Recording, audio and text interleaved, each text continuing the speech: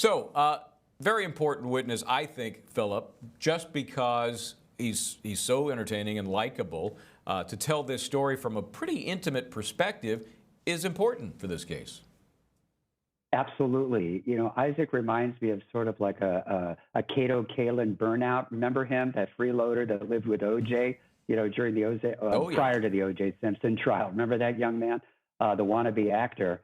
But at the end of the day, he is very helpful. Now, on the other hand, he does come off a little biased because, let's be honest, he was that freeloading house guest to Johnny Depp. He gave him a free ride.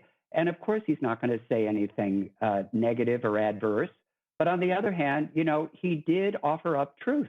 He offered up truthful observations, impressions, everything. And because he lived with Johnny on a daily basis, he was intimately familiar with the going-ons, if you will, of what was happening between him and Amber. So from that standpoint, look, we don't get to necessarily pick all the time who is in our life at a given time in our life. He happened to be the person, and you put on who you have. I thought he was effective in the end, despite the bias. Yeah, I think you're right. And I would have loved to have heard, it's totally irrelevant, but I would have loved to have heard some of the history. You've been a guy's friend for 42 years. Amber Heard ain't the first woman that he has seen interact with Johnny Depp.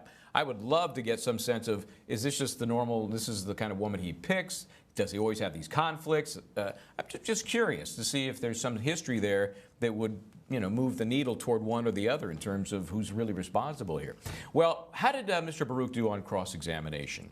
I think that should be entertaining. Let's watch. You didn't pay rent.